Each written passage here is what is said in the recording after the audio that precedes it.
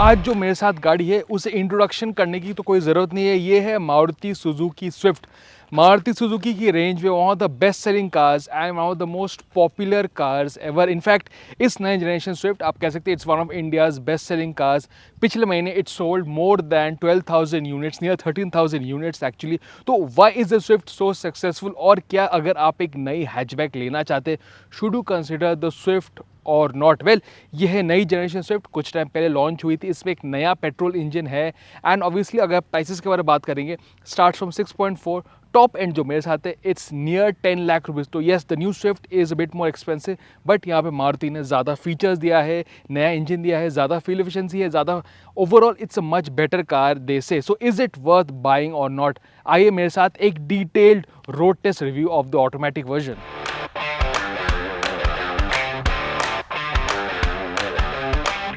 Let's start with the looks of the new Swift. और मेरे ख्याल से this is more in closer to the first generation Swift. तो first generation की तरह स्पोर्टियस जो मारुति ने लेकर आए थे वो उन्होंने वापस लेकर आए in the new generation model. पहली बात, ये थोड़ी लंबी है, it's lower than the earlier generation Swift and obviously platform is an evolve version and is slightly heavier than the earlier generation Swift as well. अगर मैं डिज़ाइन के बारे में बात करूँ, I really like the design. It is unmistakably Swift. दूर से लगती है स्विफ्ट, मगर आप पास आएंगे तो it is the new generation version. Sporty elements उन्होंने कुछ ऐड किया। I really like this clamshell bonnet, this nice big LED headlamps, L shape DRL, grille भी बड़ा है। तो I think this looks quite good and definitely car को एक aggressive look यहाँ पे मिलता है। You get new alloy wheels as well, dual tone आपको ट्रीटमेंट मिलता है। और साइड में देखेंगे early generation Swift, the door handles now have been moved to a conventional position which I think makes a lot of sense. Older generation का जो Swift का जो डोर हैंडल था वो थोड़ा इम्प्रैक्टिकल था। Now it's move to a typical standard अगर position अगर आप कार्स के बारे में बात करें। और रियर स्टाइलिंग में भी थोड़ा चेंज किया है, but it is still overall Swift, but I think it is better looking now. It has its own appeal and own sportiness, which I think looks real good in these stronger colors.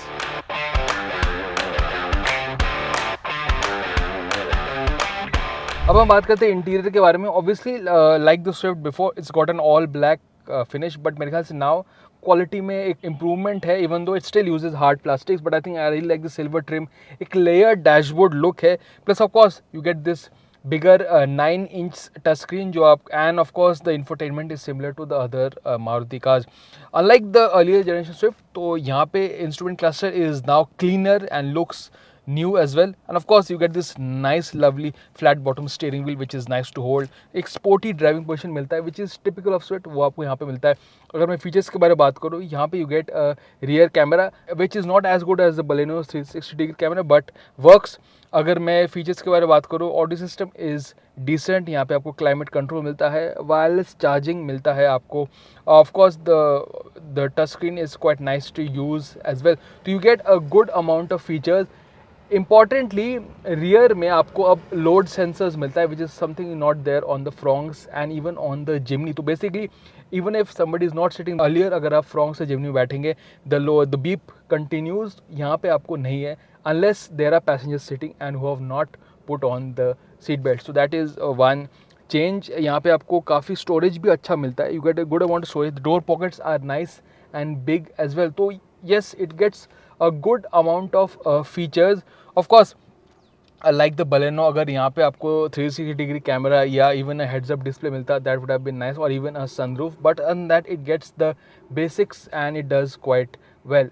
अगर मैं rear seat के बारे में बात करूँ, that has been an improvement also in terms of space. Even though wheelbase is the same, the seats are slightly better in terms of comfort. अगर मैं front seats के बारे में बात करूँ, even if you are tall, the seats actually are slightly better in terms of comfort versus the earlier generation Swift. और अगर मैं boot space के बारे में बात करूँ, it's got a 265 liter boot space. Loading lip is a bit on the higher side, but the boot space according to class standards is decent as well.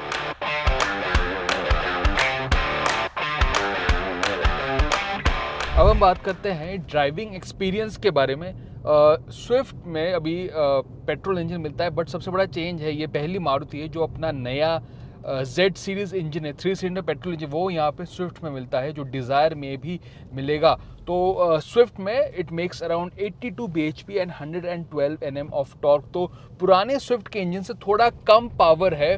However this new Swift engine brings in much better fuel efficiency, जो काफ़ी important है, and उसके साथ साथ emissions भी less है। Even तो यहाँ पे कोई माइल्ड हैबिट सिस्टम नहीं ऐड किया है मारुति सुजुकी ने, but this engine has less emissions, but even though there is slight down on power, and of course it's 3 cylinder unit.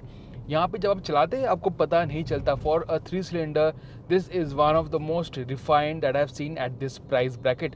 बहुत ही कम बेसिकली आपको शुरुआत जब का इंजन आप स्टार्ट करते there is very less vibrations, तो आपको पता नहीं चलता this is a 3 cylinder engine. It is very smooth.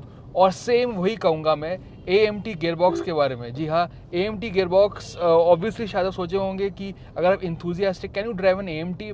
Well, मुझे चलाना पसंद है, and technically if you love driving आपको 5 स्पीड मैनुअल का ऑप्शन भी मिलता है, बट आई सजेस्ट अगर आपकी बेसिकली लंबी कम्यूट है, you spend a lot of time in traffic, the AMT makes a lot of sense. Yes, it is not as fun to drive as the manual, the 5-speed manual, but this 5-speed AMT is pretty convenient. और इस गाड़ी को चलाने के बाद पता चलता है कि AMT कितना बदल चुका है when compared to the earlier iterations. Low speed में आप जब चलाते हैं ट्रैफिक में आपको पता ही नहीं चलता इट इज़ एन AMT और torque converter. It is very smooth, it's one of the smoothest AMTs that I have driven. तो आपको ज़्यादा दिक्कत नहीं होती, there is no jerks at low speed. Obviously वो जो पॉज आपको AMT में मिलता है वो ज़्यादा आपको पता चलता है when you drive a bit faster at higher speeds and you want to go a bit quicker, तब आपको थोड़ा पॉज और थोड़ा लैग पता चलता है AMT का, but it is very less.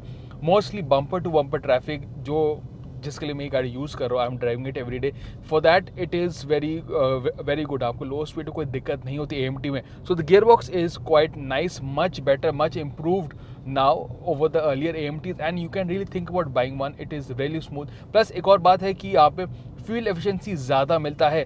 तो ऑफिशियल अगर माइलेज की बात करेंगे स्विफ्ट AMT का यहाँ पे 25 से ज़्यादा है, रियल वर्ल्ड लगभग मुझे 13-14 मिल रहा है, which is still much better than some of the other petrol automatic hatchbacks.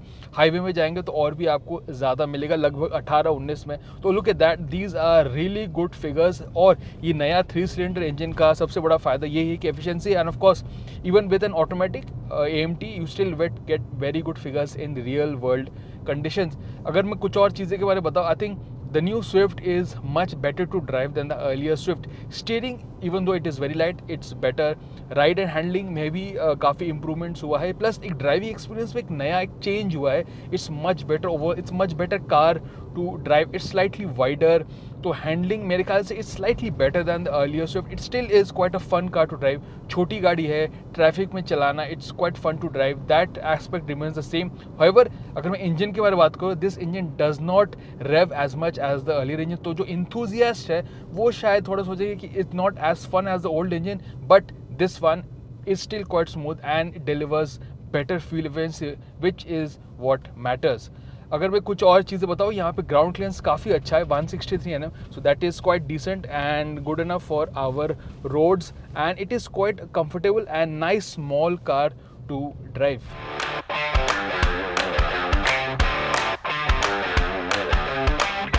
Time आ चुका है वर्डिट का। जैसे मैंने पहले बोला था, top end is around 9.6 lakh rupees, starting price Swift का है अराउंड 6.4 लाख रुपीज़। तो येस, नई Swift is a bit on the expensive side when compare to earlier generation version, मगर यहाँ पे फीचर ज़्यादा है, स्टैंडर्ड आपको ज़्यादा सेफ्टी फीचर्स मिलता है, including 6 airbags. So that you have to say Maruti Suzuki well done. अगर मैं ओवरऑल ड्राइविंग एक्सपीरियंस के बारे में बात करूँ, the new Swift is definitely a much improvement, bigger improvement in terms of features, looks, the quality of the driving experience. Even though the engine is not as fast as the earlier generation one, यहाँ पे आपको ज़्यादा fuel efficiency मिलता है with the automatic version. तो अगर आप एक एवरीडे सिटी एक प्रीमियम हैचबैक चाहते हैं with an automatic gear box, the Swift AMT is the most efficient automatic petrol hatchback right now. Only thing is कि top end Swift versus the Baleno का price difference ज़्यादा नहीं है। However अगर आप Swift manual और AMT देख रहे हैं, I think the AMT makes sense. अगर आपकी सिटी में ज़्यादा कम्यूट है, you drive a lot in traffic, you have a long commute, the AMT makes more sense, even though manual is more fun to drive obviously, but the automatic is quite smooth and perfect for daily use, and it is more efficient as well. So yes, the overall the new Swift continues to build on the strengths of the earlier model, मतलब कि दिखने में it's really cool. It looks has a sporty edge. Features ज़्यादा है. It's got more safety equipment now, and you get more fuel efficiency as well. So overall, it is now a much better package than before. And yes, it is much more expensive also. But if you want a practical, sort of easy to drive, sporty but fuel efficient petrol hatchback, Swift remains one of the best buys right now.